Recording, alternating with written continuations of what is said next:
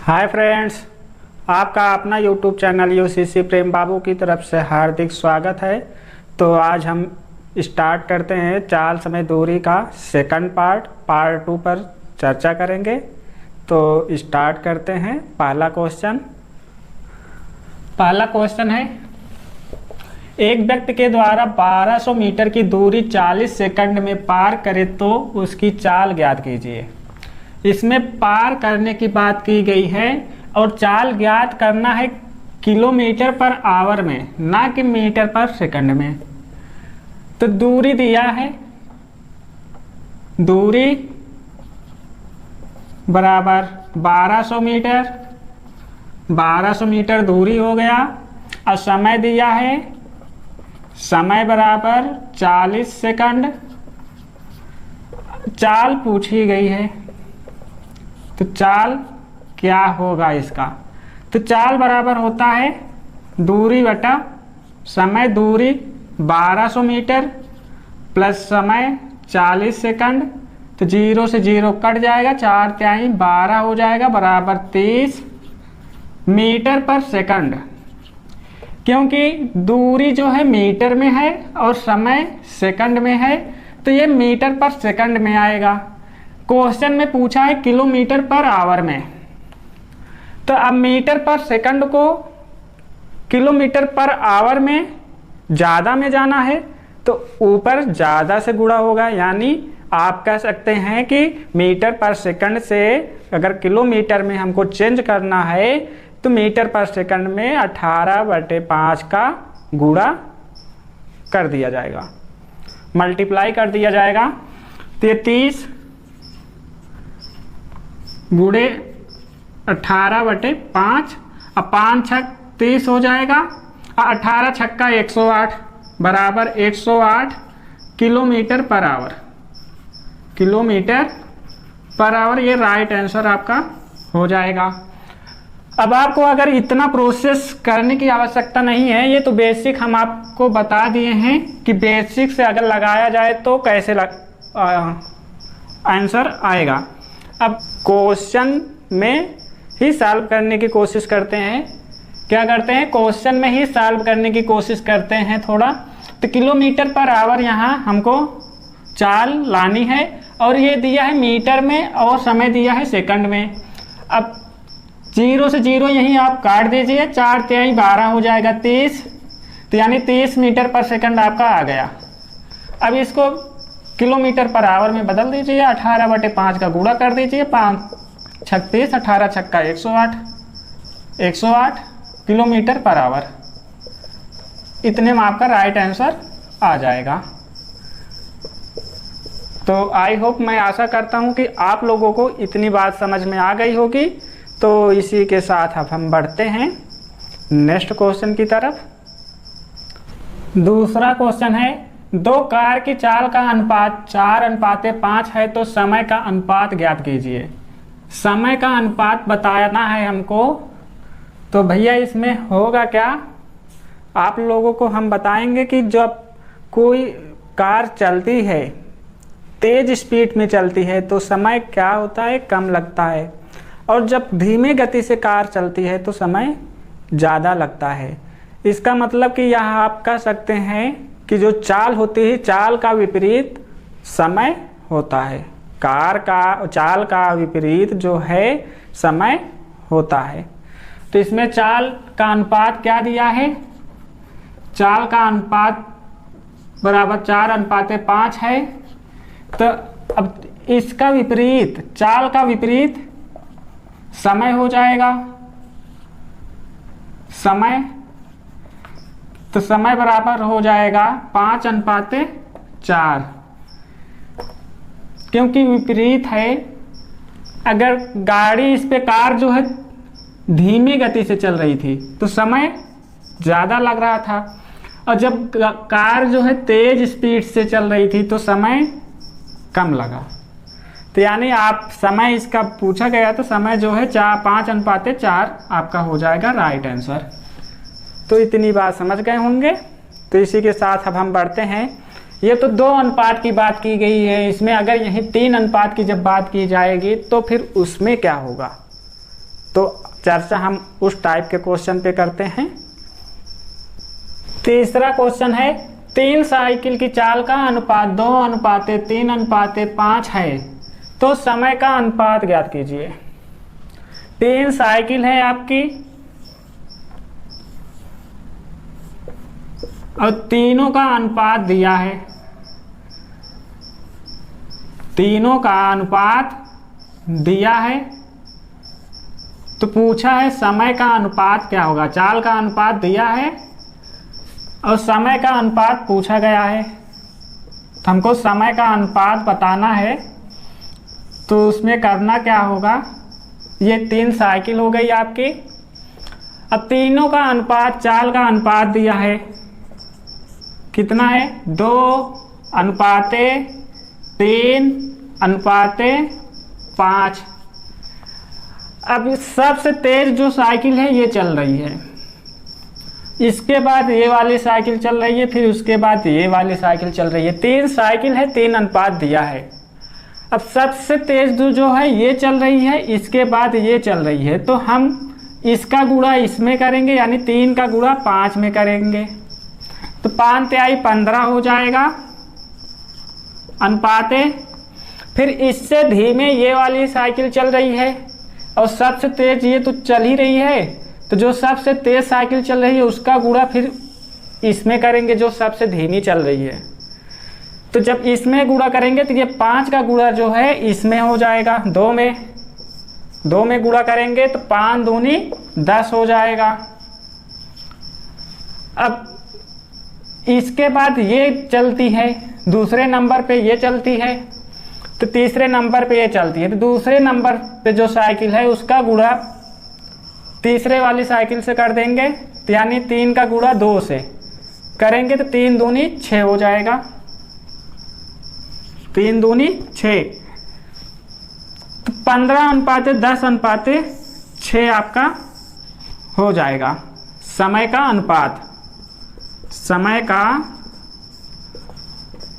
अनुपात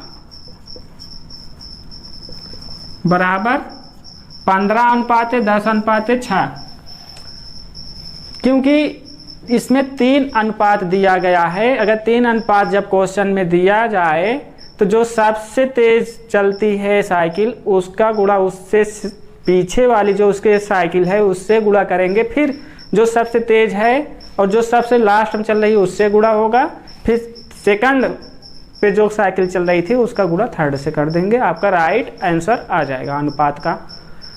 चौथा क्वेश्चन है एक व्यक्ति अपनी चाल का 4/5 भाग चलकर 10 मिनट देरी से पहुंचता है, तो वास्तविक चाल से चले तो कितने समय में पहुंच जाएगा। अपनी चाल, एक व्यक्ति अपनी चाल का 4/5 भाग चलकर 10 मिनट देरी से पहुंचता है, तो चाल बराबर होगा, इसमें 2 चाल की बात की गई है, एक वर्तमान चाल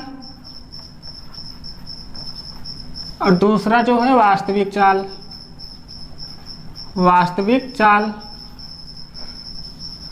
अब ये जो 4 है ये वर्तमान चाल है, चाल बराबर है 4:5 हम लिख सकते हैं, 4:5।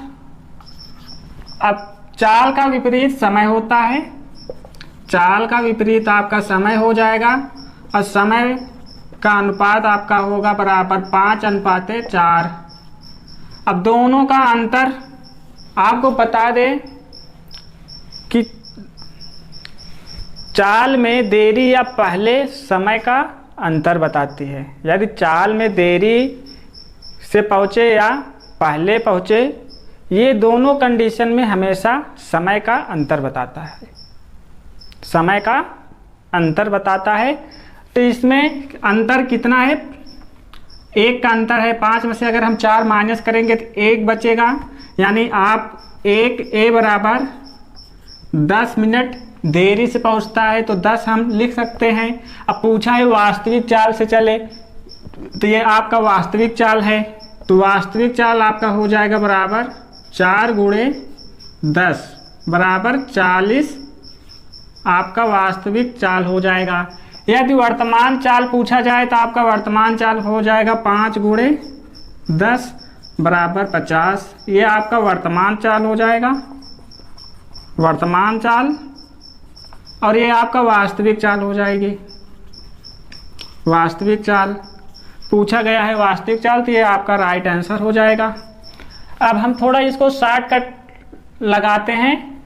तो शॉर्टकट लगाएंगे तो आपको इसमें करना क्या होगा कि ये आपका जो वर्तमान चाल आपका हो जाएगा, 4 जो है वर्तमान चाल हो जाएगा, 5 आपका वास्तविक चाल होगा। और जब समय पूछा जाए तो कितने समय में पहुंचेगा, तो ये आपका जो है वर्तमान चाल हो जाएगा 5, और 4 जो है वास्तविक चाल हो जाएगा, उल्टा हो जाएगा जस्ट। और दोनों का अंतर 1 है, तो जब दोनों का अंतर 1 है तो पूछा गया है वास्तविक चाल से चले, तो वास्तविक चाल इसमें आपका हो जाएगा 4, क्योंकि चाल का विपरीत समय होता है। तो जब 4 हो जाएगा ये, तो 4 गुणे कितने देरी से पहुंचता है, 10 मिनट देरी से पहुंचता है, तो गुणे 10 बराबर 40 आपका वास्तविक चाल हो जाएगा, और वर्तमान चाल आपका 50 हो जाएगा। आप क्वेश्चन से ही हल करेंगे तो भी आपका राइट आंसर आ जाएगा, या फिर आप पूरा प्रोसेस करेंगे तो आपको इतना लंबा प्रोसेस करना पड़ेगा। वैसे आप लोग कोशिश करिए जितना ज़्यादा से ज़्यादा हो सके कि प्रश्न में ही सॉल्व करने की कोशिश ज़्यादा करें तो ज़्यादा अच्छा होगा। तो इतनी बात आप लोगों को समझ में आ गई होगी। 5वां क्वेश्चन है, एक व्यक्ति अपने यात्रा का 1/4 भाग बस द्वारा, 1/3 भाग रेल द्वारा तथा शेष दूरी 20 किलोमीटर पैदल तय करे, तो कुल यात्रा में कितनी दूरी तय की गई। तो कुल दूरी पूछी गई है इसमें, तो होगा क्या, 1 मतलब बस द्वारा कितनी दूरी तय की गई थी, 1/4 भाग, और रेल द्वारा 1/3 भाग, 1/3 भाग, शेष जो है पैदल तय किया गया बराबर 20 किलोमीटर। 20 किलोमीटर जो दूरी है पैदल तय किया गया, पैदल। तो अब इसमें करेंगे क्या कि 3 तो भैया इसमें अब होगा क्या कि पहले निकालेंगे बस द्वारा और रेल द्वारा कितनी दूरी तय की गई। तो 1/4 जो है बस द्वारा, 1/3 रेल द्वारा, तो दोनों का एलसीएम 12 एलसीएम हो जाएगा, 4 तिहाई 12 प्लस 3 चौक 12 हो जाएगा। तो जब 4 3 7/12 हो गया, यानी 12 माइनस अगर हम 7 करेंगे तो बराबर 5, तो 5 हो गया, तो 5 भाग बराबर शेष दूरी की पैदल तय की गई कितनी, 20 किलोमीटर। तो 1 भाग बराबर हमारा हो जाएगा 5 चौक 20 बराबर 4 किलोमीटर। ये 4 किलोमीटर मतलब 1 भाग बराबर 4 किलोमीटर आ गया। अब ये जो एलसीएम है, एलसीएम पूरी यात्रा है, पूरी यात्रा। अब पूरे यात्रा में अगर हम 4 का मल्टीप्लाई कर देंगे तो पूरी दूरी हमारी निकल आएगी। तो पूरी दूरी बराबर 12 गुणे 4 बराबर 48 किलोमीटर। ये राइट आंसर आपका हो जाएगा 48 किलोमीटर। तो इसको थोड़ा हम शॉर्ट में लगाते हैं। शॉर्ट में अगर हम लगाएंगे तो कैसे लगाएंगे इसको, 1/4 1/3 है ये, और दोनों का एलसीएम जो है 12 एलसीएम हो जाएगा।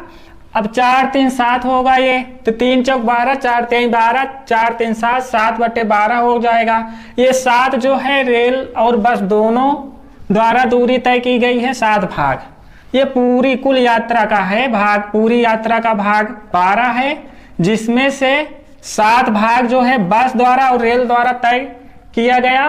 तो शेष कितना बचा, 5 भाग बचा है, यानी 12 में -5 और 7 करेंगे, 12 - 7 अगर हम करेंगे तो 5 शेष बचेगा ना, तो 5 भाग बराबर हो जाएगा शेष कितना किलोमीटर पैदल तय किए, 20 किलोमीटर, 5 चौक 20 हो जाएगा। 4 किलोमीटर, यानी 1 भाग बराबर 4 किलोमीटर हो जाएगा। 1 भाग बराबर 4 किलोमीटर। तो पूरी यात्रा जो एलसीएम है 12 है, तो 12 गुणे 4 बराबर 48 किलोमीटर आपका राइट आंसर आ जाएगा। 60 लगाएंगे तो भी आपका राइट आंसर इतने में आ जाएगा। आपको इतना प्रोसेस नहीं करना, केवल यहाँ से यहाँ तक प्रोसेस कर देंगे, आपका राइट आंसर आ जाएगा। तो आई होप, मैं आशा करता हूँ कि आप लोगों को इतनी बात समझ में आ गई होगी। तो इसी के साथ अब हम बढ़ते हैं नेक्स्ट क्वेश्चन की तरफ। छठा क्वेश्चन है, एक रेलगाड़ी की चाल 54 किलोमीटर पर आवर तथा उसके द्वारा किसी खंभे को पार करने में 80 सेकंड लगे। कितना? 80 सेकंड लगे। तो रेल की लंबाई ज्ञात कीजिए, वो भी मीटर में। मीटर में हमको रेल की लंबाई ज्ञात करनी है। तो ये किलोमीटर पर आवर में है चाल। रेलगाड़ी की चाल बराबर 54 किलोमीटर पर आवर है। तो इसको हम मीटर पर सेकंड में बदलेंगे, तो 54 गुणे 5/18, क्योंकि कम में जाना है हमको, किलोमीटर से मीटर पर सेकंड में जाना है, तो हम इसमें गुणे 5/18 करेंगे, क्योंकि कम में जाने के लिए ऊपर कम का गुणा किया जाता है। तो 18 तिरिक 54 हो जाएगा और 5 तिहाई 15 बराबर 15 मीटर पर सेकंड हो जाएगा आपका, ये मीटर पर सेकंड। अब समय दिया है, समय बराबर 80 सेकंड दिया है। तो दूरी पूछा है, रेल की लंबाई पूछी गई है, तो रेल की लंबाई बराबर हो जाएगा दूरी चाल गुणे समय। जो दूरी होती है वो रेल की लंबाई होती है। तो लंबाई बराबर चाल 15 मीटर पर सेकंड, 15 गुणे समय 80 सेकंड है, तो 80। तो 15 8 120, तो 120 एक जीरो है, उतार लेंगे तो कितना होगा? 1200 मीटर। 1200 मीटर रेल की लंबाई होगी। ये राइट आंसर आपका हो जाएगा। अब थोड़ा इसको 60 में अगर लगाएंगे, 60 में तो मीटर पर सेकंड में आप बदल के डायरेक्ट गुणा कर दीजिए, आपका आ जाएगा राइट आंसर। आप यहीं से इसको मीटर पर सेकंड में बदल के डायरेक्ट गुणा करके आप आंसर ला सकते हैं। केवल आपको इसमें करना क्या है, मीटर पर सेकंड में बदलना है और गुणा कर देना है बस। तो दोस्तों, इतनी बात आप लोगों को समझ में आ गई हो तो लाइक करें, सब्सक्राइब करें, बेल आइकन घंटी को दबाना ना भूलें, जिससे मैं कोई भी वीडियो यहाँ से अपलोड करूँ तो आप लोगों के पास तक नोटिफिकेशन पहुँच सके और आप लोग आसानी से वीडियो को देख सके। और साथ ही साथ भाइयों, कमेंट बॉक्स में जाके जय हिंद जरूर लिखें। इससे होता क्या है कि हमारा जो मनोबल होता है वो थोड़ा बढ़ जाता है और हम कोशिश करते हैं, चाहे हमको नेट के थ्रू किसी चीज़ को ढूंढ कर लेना पड़े या किसी यूट्यूबर के द्वारा किसी पॉइंट को लेना पड़े, किसी पॉइंट को हमको बुक से लेना पड़े, ये हम वो सवाल ले आते हैं जो परीक्षा में पूछे जाने की अधिकांश संभावना होती है। तो दोस्तों, इसलिए कमेंट बॉक्स में जाके जय हिंद जरूर लिखें। तो बस आज के लिए इतना ही, फिर मिलेंगे नेक्स्ट डे एक नए वीडियो के साथ, एक अच्छे वीडियो के साथ। तब तक के लिए धन्यवाद, नमस्कार, जय हिंद, जय भारत।